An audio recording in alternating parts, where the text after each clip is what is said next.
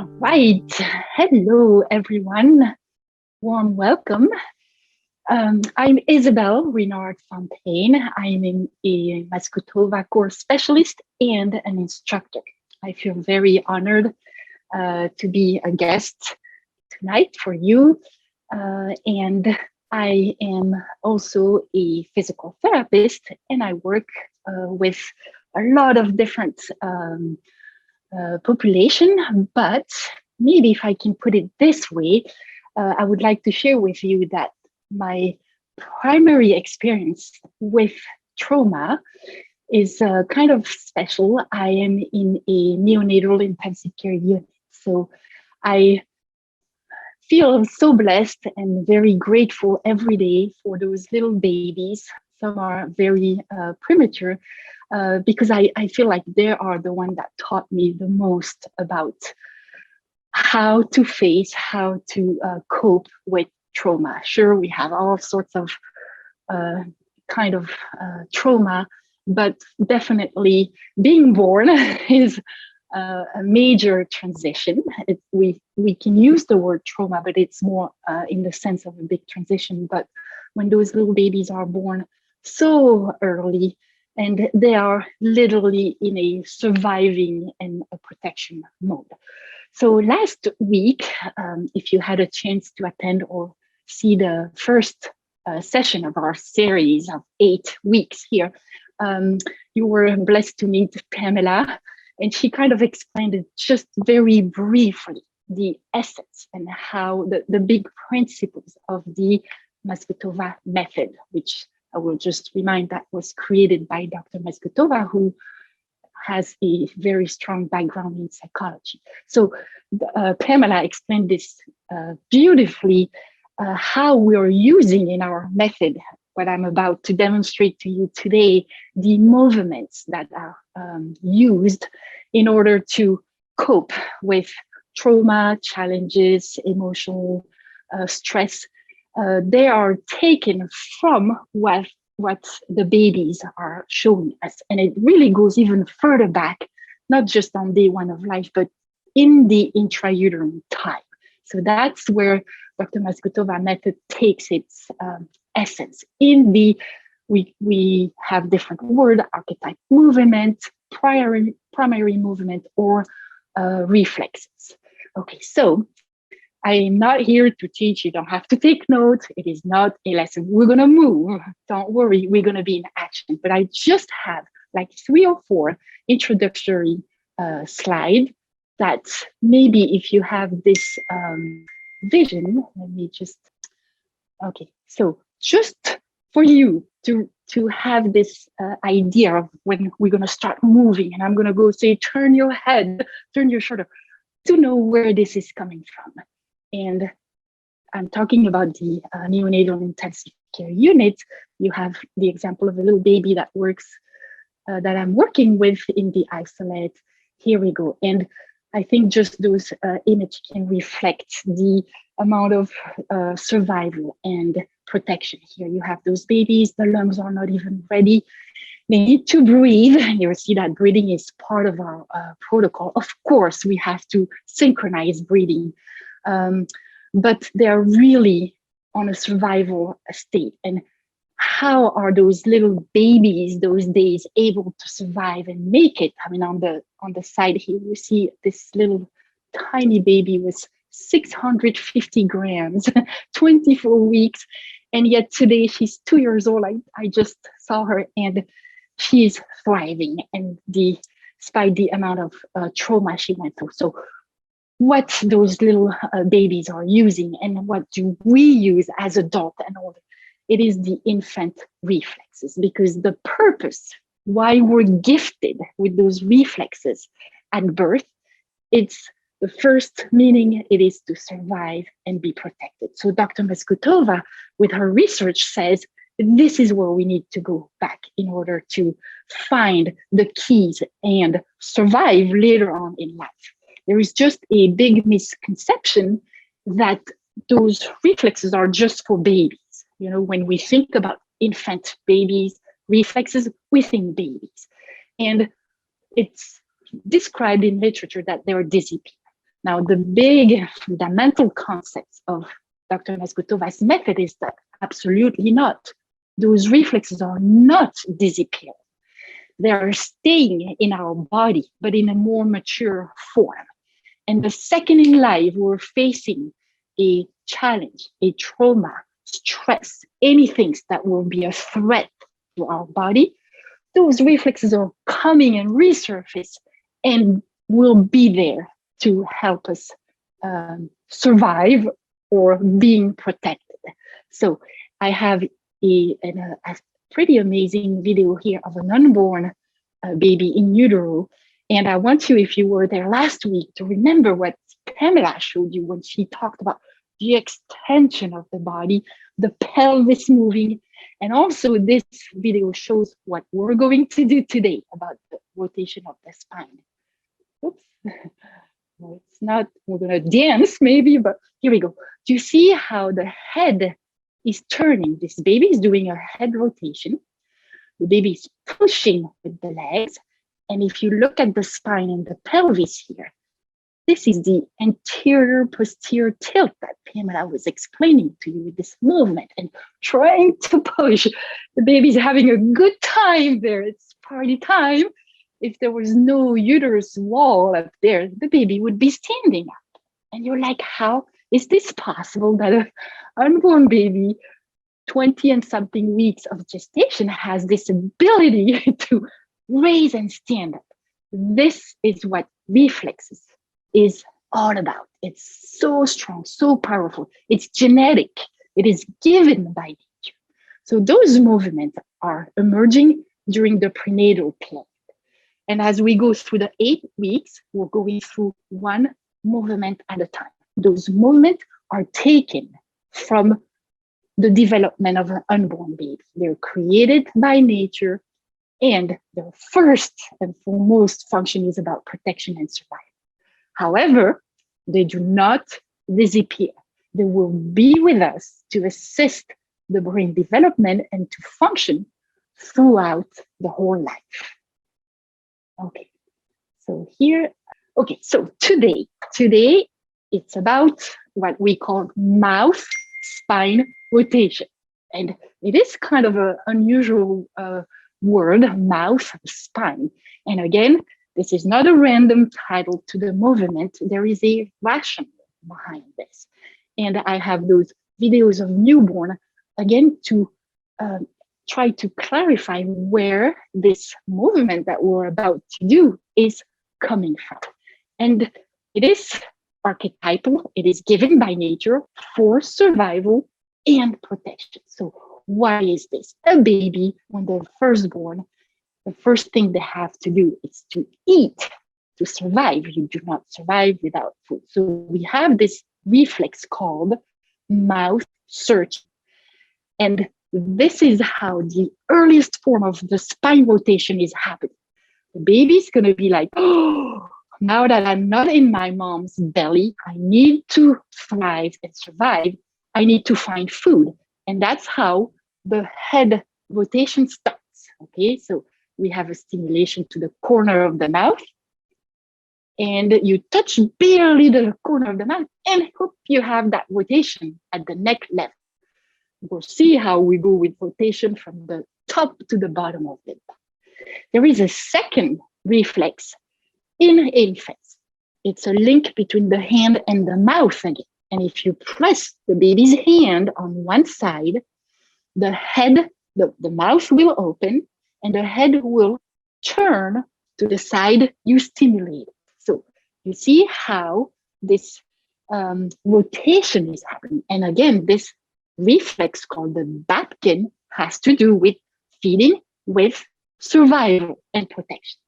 So after you see this video, you cannot deny the link between the baby's hand and the mouth. I'm going to press the left hand first, press the center of the hand, and oops, the baby turns the head to that side. I did not touch the head. So you see that link between the head. I'm going to the left, and he's like a little bit disappointed because there is no food. He's trying. Now, he's only 6 days old, and the right left is not completely established. Anyway, and then what else will make a baby turn and trigger this head rotation? Sound and vision. If you have a brand newborn baby, in the video there, it's a 16-hour-old infant. And I'm going to make a sound and the baby will say, oh, I heard something. What is going on? And she's going to look for the sound. It's a survival skill. It's like, whoa, I heard something. Is it danger? Is it safe? I need to check it out. So here we go. A 16-hour-old little baby there. You cannot hear. And look at her. She's also looking. So vision. She's like, there's something going on to my right side. I better go check it out and look. Okay. All right. So this is pure reflex. And this is where we're coming with our movement and our method by Dr. Masgutova. The way she figured out things too, because it's always good to learn those tools, but you're like, human nature wants to know what's the rationale. And working with so many people in trauma, Dr. Masgutova, again, this is her background. She's in psychology. She was helping tons of people with trauma. She observed and she's like, wow, in case of trauma, people lose this ability to turn and rotate, for example. So she observes, like Pamela was telling you last week, in case of trauma, we tend to go in flexion and we're stuck.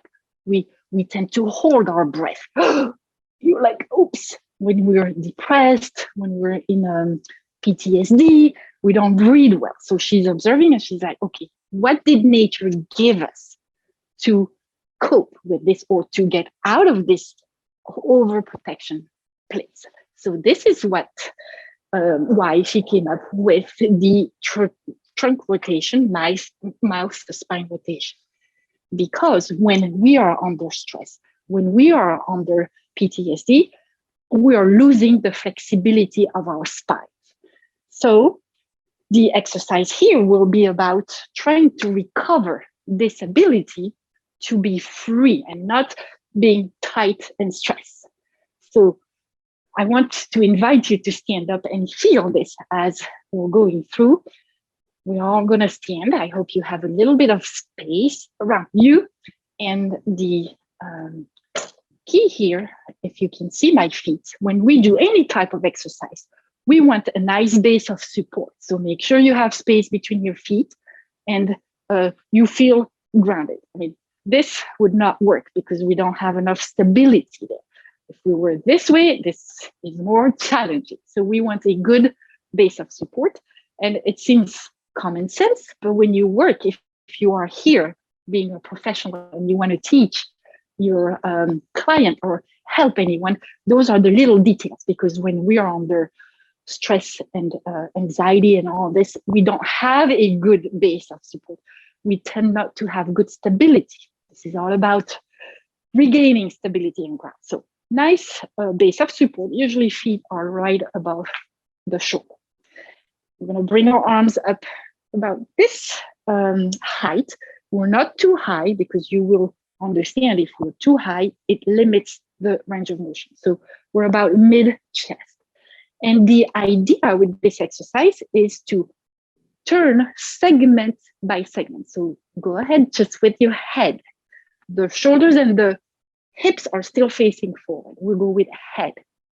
Now we're going with the shoulders. Shoulders are rotating. The hips are still looking forward. And I have a little bit of flexion in my knees. If you feel like you tend to lock your knees, that means you need to work on this, because that's too much tension over activity of your muscles. So nice, smooth head, shoulders. And now we're going with the hips. Okay, so here we are. I'm going to be this view, hips. The leading arm, we'll try to go a bit further. Here we go. So when you were here and you went with your leading arm, did you feel like you could gain a little bit more degrees of flexibility? And then we're going to breathe in here and go right back to the center. Okay, so this is the overview. Now we need to put the breathing with this whole movement. So starting, nice base of support, shock absorption. I'm not too tight. We're going to take a big deep breath in. And on exhale, we go with head, shoulders, hips, and you lead with your arm to go a bit further. Breathe in and exhale back to the center. Okay, so this is the idea. This is segmental rotation. Because in case of stress or trauma, we tend to move the body in one piece and we are not free of this automaticity. Babies will roll in a log, but later we want freedom because we don't need the whole body to take energy to turn around, where we could just look, say, oh, hello, and then come back. People that don't have this mobility, if they hear if someone comes, they're going to turn the whole body and say hello. Too much energy, not necessary to go. All right, so back to our origin of the movement. How did the head turn happen? In the stage of infancy, with the mouth searching. So what we do with the Masgutova method, or if you work with a client, or if you try to facilitate this, you're going to give this sensory stimulation to the person. And you go to the corner of the mouth with your fingers, and you're going to say, hey, brain, oops, do you remember when you had this sensory stimulation by the corner of your mouth? What was the response? You felt this, and next, the head is turning. This circuit is in our genes, in our body. We have all those circuits. So the idea of doing this exercise, and even if we're adults, it is to remind the brain, hey, when you felt this, it facilitated, activated your head rotation. So we're going to do the same movement, but this time you give yourself the sensory stimulation for the mouth search. All right, so here we go. Breathe in. Stimulation at the mouth, head, shoulders, hips, all this on exhale. You go with your leading arm. At the end of the exhale, breathe in and back to the center. Let's do this on the other side. Here we go. Breathe in. Sensory stroke.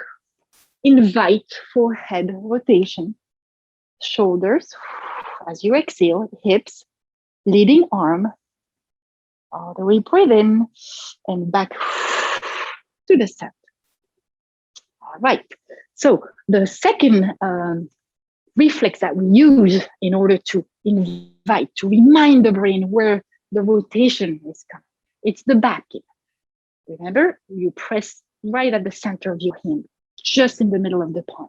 With your thumb, you're gonna be here, press for 7 seconds, inhale, press 1, 2, 3, 4, 5, 6, 7. As you're doing the sensory, your head is turning to the side and a little bit of flexion too. 6, 7. And then we go with the shoulders, with the hips, leading arm, inhale, and back to the center. And it's kind of a dynamic back to the center. That's a reset. All right, other side. You go, press, breathe in. 7 seconds. 1, 2, 3, 4, 5, 6, 7. Your head went, head.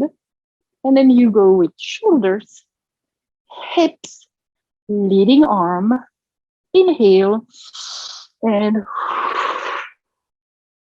back to the center. Okay, I hope you're following with me. We've already done 3 reps on each side. Every repetition, you might feel like, hey, my body's accepting a bit better. I can go a little bit further. So we're getting exercise here. It's learning moment with benefit of doing it. What was the other way to facilitate, to remind the brain to do the rotation, to initiate that rotation. It was about vision and sound. Okay, so we're gonna do the segmental with the head. Sorry, we gotta breathe in first. Breathe in. Exhale, head, shoulders, hips, arm. Now, with your eyes, go find a point that makes you look further. Look further away. There. Inhale and back to the center. Okay, and usually when I teach live, and the second I say, look further, I see everybody go like another 2 or 3 degrees further, because your eyes are the leaders. They will take you for more rotation. Here we go. Inhale, head, exhale, shoulders, hips, leading arm. Now look further, look further. There, take a big deep breath in and back to the center. Huh. So what we're doing, I'm a physical therapist and I worked so many years before I knew this. And sure, I had tons of people coming where the goal was to increase spine flexibility. And I worked without vision for years, not really thinking. And then I'm like seeing the babies and understanding, and I'm like, why I never used this as a sensory trigger to help. And I want you to understand this maybe a little better. So you can sit if you're standing up. I'm going to ask you to shift your eyes to the right and rotate your head to the right. Back to the center. Shift your eyes to the left and rotate your head to the left. I hope this is fairly easy for you. Okay, now we're going to shift the eyes to the right and rotate your head to the left. Let's try this. Oh, okay, back to the center. Let's shift your eyes to the left and rotate your head to the right. Whoa. And if you're good, if you're well integrated, if you completely got out of this infancy stage where the eyes and the head are like this together, then you're free of this automaticity. Then you should be able to go back and forth with the eyes going opposite way of your head. See how that feels. Try to check this out. How easy is this for you? Now, don't do it 25 times because some of you may feel like, whoa, whoa, whoa, whoa, I'm getting a little dizzy here. This is deep work. When you work with your eyes, it has to do with a brain area that's in the brainstem. It's called the tegmentum, protectum, and tectum. This is deep work. So it is not easy, hard work. But what I wanted to show you, it's like how strong the eyes and the head rotation are. So leading with the eyes will help you to unlock your rigidity and your difficulty. If under stress, under trauma, you tend to move like this. And if you think about, I mean, trauma is a very wide term. It's an umbrella term. And it can be, yes, the trauma that we all understand, a car accident, a fall, like something very obvious, could be emotional trauma. But Dr. Masgutova extrapolated the word trauma to genetic disorder. It's a trauma to the brain. And then this is how she ended up having those techniques also for medical conditions, on more than medical. But primarily, everything was born to deal with the psychological and emotional trauma. But what I was going to say is, like, if you think about aging, when we get old, all the structures in our brain are kind of going a little bit down. And what do we lose as we age? We lose spine flexibility. We lose our rotation. We're losing our vision. So everything is together. If you think about Parkinson's disease, this is also about rigidity in the spine. This is a major trauma to the brain, to the nervous system. So it will be, and with Parkinson's disease, for instance, this movement, this as simple as it is showing amazing results for the Parkinson patients because we are trying to free up the horizontal plane, and we are going in the brain at the moment where all those movements were super expressed and were serving the best for survival and protection. All right, we're going to do another set of this movement. And now I want you to think when you do it that this movement is also amazing for memory. And we all know that under stress, we can go in a frozen state and it will freeze the memory center, which is called the hippocampus in the mid-interbrain. So I had this not long ago. I had to place a 911 call. I was in such a panic. I was not breathing. I was in the withdrawal. And the dispatcher says, "What is your address?" I could not retrieve this information from my memory center because stress will come and freeze you. Okay, so this movement, it is not by chance. Everything is coherent, works the memory. And how do Dr. Masgutova know this? Well, she had, her research had individuals hooked to a brain mapping tool.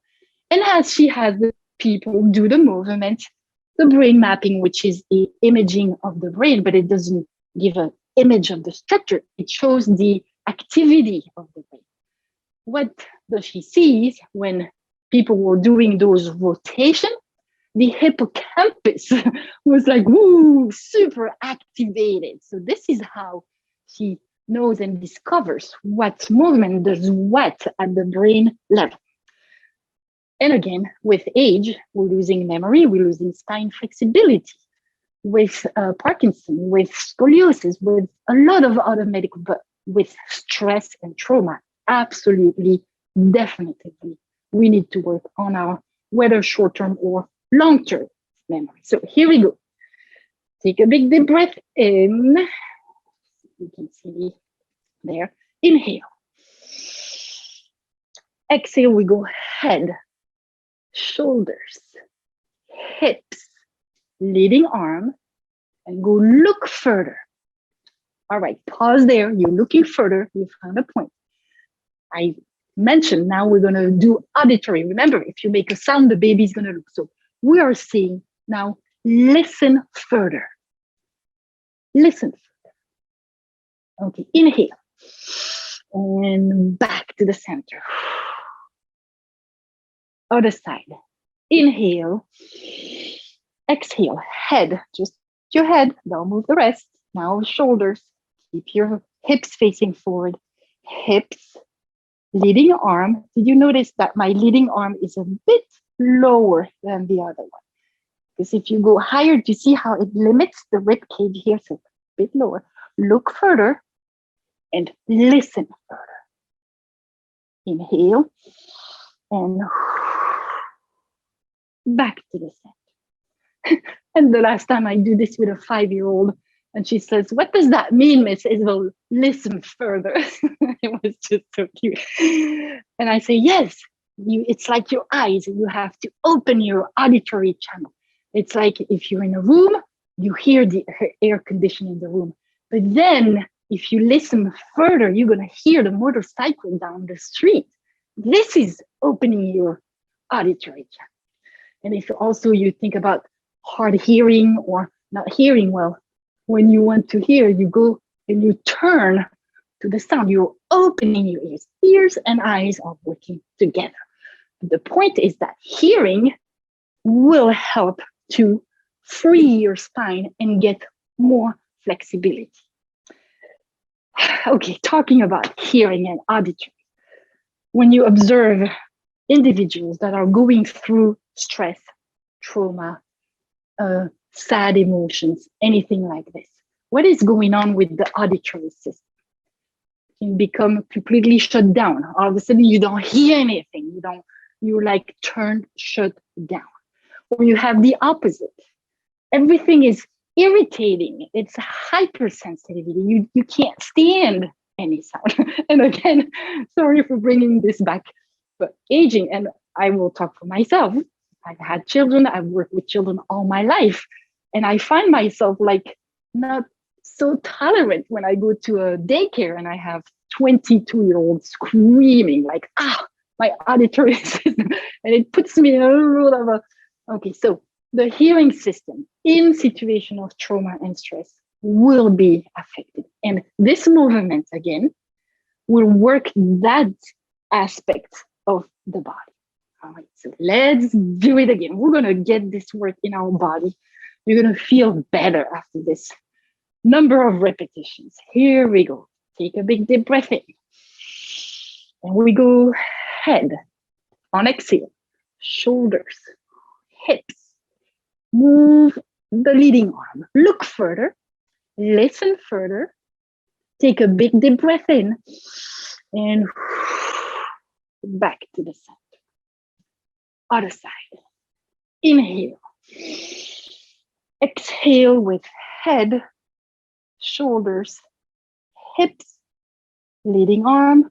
Look further and listen further. Inhale and back to the center. Okay, when you do your rotation, I'm going to put my camera more on my lower limbs. You see, as first it's my head and my shoulder. When I engage the hip, it's okay if your heel comes off a little bit and the knee will turn in. You want some absorption. If you're so grounded and you turn, it will limit. It depends on the purpose of being grounded, but so it is okay to have a little bit of freedom here to turn around. All right. So this is a question that comes back after. Here we go. So we're doing this movement because in trauma stress, we're losing the flexibility of our spine. We're in one breath. We're very ready, like every sound, every unusual movement, anything just triggers. So this is about territorial instinct and self-preservation. All those systems will be switched on and become hypersensitive in case of trauma. Doing this kind of exercise, step by step, you take your time, you are segmenting, it will help the body to calm down this hypervigilance. Have you ever pictured those animals in the wild? How do they call the prairie dogs? I think they go on their back legs, they're like this, and you see the eyes go, their skin like constantly. Is there danger? I heard something. And you see hypervigilant for survival or for protection. So this is what the human tend to move into when we have to deal with this. This exercise, if you think about, go, breathe in, you go with head, shoulders. This will reorganize and calm down. Reorganizing. It is about orientation as well. Under stress, we become disoriented. I mean, I was completely disoriented when I was under this. It was a short stress. I had this call. I couldn't retrieve the information from my memory. I barely remember where I was. This is about losing your ground, losing your orientation. This exercise will help because in infants, I'll go back to the infant. When I say back to the infant, I don't want you to have this idea or this perception of kind of a regression to the early stage, because this is not how we interpret going back. Going back to the infancy is about going where those natural means of protection and survival were the most expressed in the greatest level of automaticity. And in a moment where we're under threat or under a lot of pressure, a lot of stress, this is where we need to be. Okay, so it is not about, oh, I'm regressing back. And that's the essence of Dr. Masgutova work when she says all those reflexes were gifted by nature It's physiological. It's circuits, neural circuits. They do not disappear. They are meant to stay with us in our body, to come to the rescue, to come to the surface. It is just that we need to know how to retrieve those, how to reactivate those, and make a good use of it. Okay, so reorganization, spatial orientation. Every time we did the exercise, I had you go to one side, go to the other side. This is like, okay, I have two sides of my body. I'm going right, I'm going left. Here we go. We're going to do another repetition. So we're going to add a little variation here. We're going to go with the cha-cha rhythm. In our method, we have a lot of, so we go breathe in, head, shoulders, hips, leading arm, look further. And if you picked a point, try to see, are you going even further than the first point you picked? Because you're getting more flexibility by now. Listen further, and then we're going to stay here. Take another breath, and we go cha, cha, cha, cha, cha. So it is not too abrupt, too jerky, but it's like to anchor the movement, give more information to the brain, and say, hey, there, it's still soft, but you go a bit further, a bit further, a bit further. Inhale. And on exhale, exhale through the mouth, cha, cha, cha, cha, cha. Inhale, exhale, cha, cha, cha, cha, cha. Breathe in, and now we're back to the center. Woo! I don't know about you, but hey, I feel, now we don't want to push. If this is your max, it's okay. You go according to your body's ability. It is not a contest. It is not about, it is about your inner possibilities. And you just want to challenge you and make the gain that is good for you. Okay, so I don't want you to say, oh, Isabel said we have to go. It is very individual basis according to your own ability. Here we go, cha-cha to the left. Inhale. Exhale. Head, shoulders, hips, leading arm. Go look further, listen further. Inhale. And we go cha, cha, cha, cha, cha. Inhale. Exhale. Cha, cha, cha, cha, cha. Inhale. Exhale. Cha, cha, cha, cha, cha. Breathe in and back to the center. All right. So, how's your spine feeling? I hope it is feeling good. I want to show you one last thing about this exercise. The whole series that we're presenting are about self-initiating. So that means we can all do it for ourselves. In our work, we also have everything called facilitated. This is when you are helping someone to do this for them. Pamela last week was showing how she could work on a person, either standing up, sitting, or on a table. Okay, I don't have a partner here to show you, but what I want to demonstrate now is you can do this exact same exercise in sitting. In case you don't have a good balance, or you're working with people that are challenged with balance, you have a client with a person with a stroke, elderly people that cannot any longer stand and be safe when they're rotating, children in wheelchair, children with any condition that don't allow them to do the standing. So you will find a chair. I don't have the best chair here. This is hospital bed. Okay. I am in the maternity ward where I found a cozy, calm spot to be with you at this moment. Okay, here we go. So you're sitting. The key when you do those exercise sitting down, you want 90 degrees here and 90 degrees at the knee and flat feet, grounded, like nice and solid and grounded. Okay, so you saw the feet, here we go. That means you have to make the adjustment for the head. If you work with people in a wheelchair, they have a foot plate under the feet, and just make sure that the angle is proper. Same thing, the hands are here, not too much higher. I feel like I don't have a head. Okay, and here we go. We take a big deep breath in and go head, shoulders, hips, and leading arm. Look further. You can still look further and listen further. Breathe in and back to the center. Actually, this is really good because you feel like now your lower body is stabilized.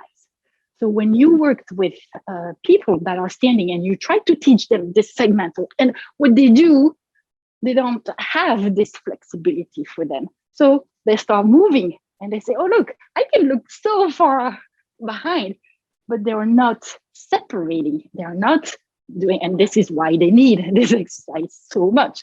When you're sitting, isn't that amazing that the sitting will, with the gravity, will keep your hips in a stable position, and you can have a better separation from the lower body, the upper body with respect to the lower body. Okay, and I'm gonna try, this is not a good chair. You would have a chair without an armrest, but let's make abstraction of this. Think there is nothing in the way there. What you can do, you go, sorry for the movement here, you go head, shoulders, hip, and then you would move your leg to the side, like the corner of the chair, and finish to go further. This, by putting your foot out more, will give stability and be safe. So you don't want anyone to end up falling off the chair.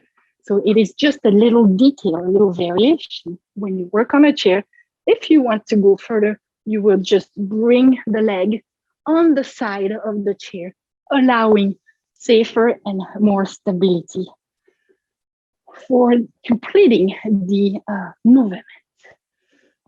All right, so I wanted to show you maybe one last video here, but I think, yep. What we've been working, it's amazing how children can do this. Look at this little girl, and oops, here she goes. That's how baby roll over from back to belly, belly to back. All right, and yet they don't have to stand up and learn this because this is about genetic, coded, given by nature. And this is the essence of the work of Dr. Masgutova. So I hope that you could have a little bit of experience in your own body. And as you're gonna practice and do this, really understand the power of a simple movement like this, but that can really have an impact on different areas of the brain. And here in our purpose, for sure, this is about trauma release, stress release, and trying to calm down the hypersensitivity or the hyper emotional, the hyper vigilance, the hyper instinctive, like this impulsive reaction. When you go to the website, it describes the 8 sessions. It's like a story. Pamela opened it up and went with the first chapter.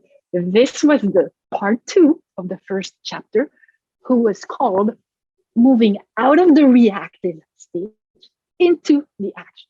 So first, when you reach this point, like you cannot deal with this kind of emotion, too much stress, too much anxiety, the trauma becomes the first thing to do is to say, okay, I'm recognizing this now.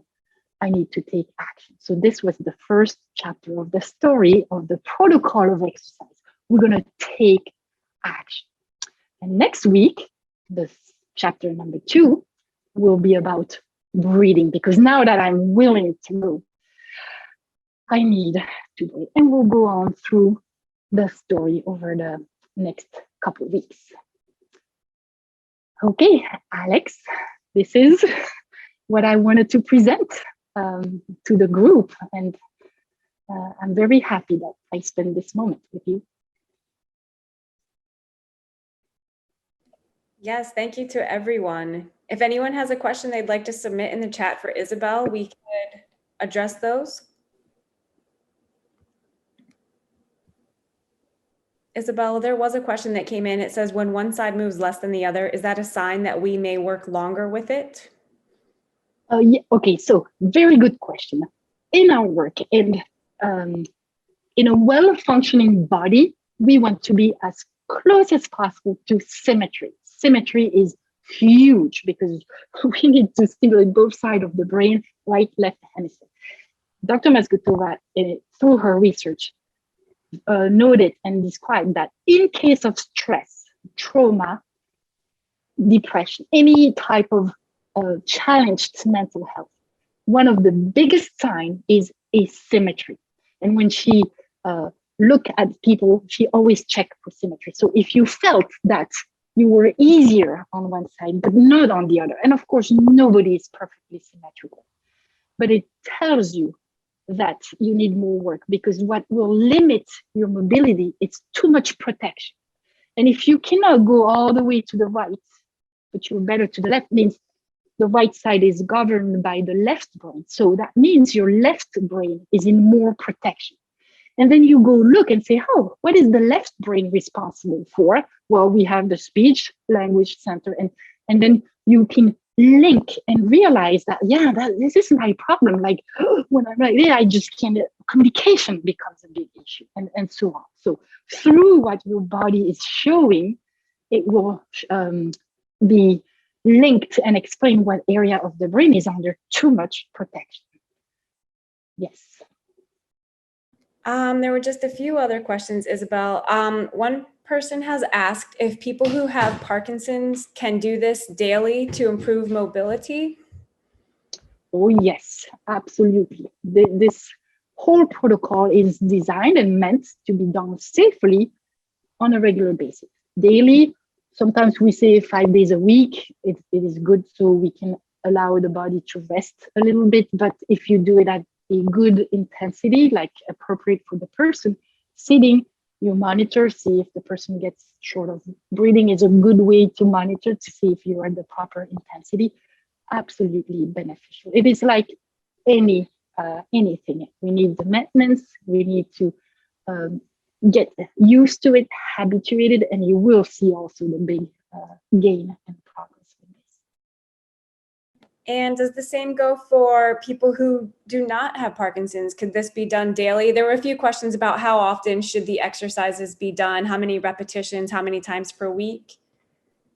Yes, so this exercise is for sure, I mean, those exercises are designed for any one of us we could benefit from. I mean, I'm the first one, I do this every day. It helps in all respect emotions. So you don't have to have a diagnosed, well-known condition. It is like physical activity. I don't think anywhere you can find anything that says physical activity is not in favor of a good brain development, or at least so. The intensity, according to what you can do. It's like if you decide to go for daily walk, first you might walk a mile, and that's plenty for you. And some will not have enough and will say, oh, I have to walk my 3 miles and so on. So there is not like one frequency with one intensity. It's very individualized, but we can do. And the number of repetitions, here we did 3-4 repetitions. Today, we did a whole 40 minutes of this same movement. When we are at the end, we're going to put all the movements together and have one protocol that can last 1 hour. That means we're going to stick to 4 or 5 repetitions of each movement. It depends what the purpose is. If we want to focus, say, oh, today I'm working on my spine. This is my intention. I'm going to get a better mobility. I'm going to be free of my planes of the body. So you focus on this. Other days you're like, let's put the whole protocol. So I'm going to do less repetitions, but I'm going to do every movement back to back, because one movement can support the other. And it's the power of the exercise could be from doing each exercise less repetitions, but doing them back to back. Yeah. And I think the final question we have time for today, Isabel, is just saying, if I'm not a physical therapist or a doctor, would I have to refer a client to somebody who specializes in this method? Okay, there is two intention. You are either wanting to help and you can do some movement exercise. This is open for everyone. In our work, we invite parents, we invite children. So absolutely safe to do it this way. Again, you may need for some people with more complicated medical reservation and precautions. We have to be very mindful of this, but it is a program that's designed to be accessible for anyone to be able to do this. Now, if you want to learn more, if you have very specific medical diagnosis and an intention of going deeper, finding out what's really appropriate for this person, then I would recommend to go for more education and do this more in a professional path and training. So this is really the two sides of this method. It's meant to be easy, simple, profound, to really help massive amount of people. And then we are on the other side with a very deep professional path with a higher level of education in this topic. Yeah. Oh, Isabel, I'm sorry. Somebody did ask a question. How come we stop touching the side of our mouth? When we were doing the process, we had started by touching the mouth and then we stopped doing it. Is it something that, could you just reflect on that, please? Yes. Okay. So I demonstrated the possibilities to initiate the movement. You can do it at every repetition. I just didn't want to overload with too many information. So I kind of broke it up first, showing one at a time. But you could definitely say, hey, here, let's do the whole. You start with the sensory, head, shoulder, hip, arm, vision, auditory, breathing, cha-cha-cha, and return and go back. You can do it the way you want. It's just because when you give a lot of instructions and many steps, it can be difficult for the person to follow, depending on the level of your person. But putting the sensory stimulation first will always be supporting your intention of activating the movement. So it can be done every single time. Yes. That's wonderful. Thank you so much, Isabel. I really appreciate you sharing your time with us today. It was a great pleasure for me. And I think it's me again next week for the second chapter. And we're going to breathe together. But we are a team. We have fabulous people in the team. But I hope I have the pleasure to see you again then next week. And thank you so much, Alex, on the behalf of your foundation for having us as a guest. And Rebecca was the one from the Masgutova part that really did an amazing job setting all this up. We're all in this together, right? No one can claim that we have no trauma, no challenge, nothing to face. It is not the reality.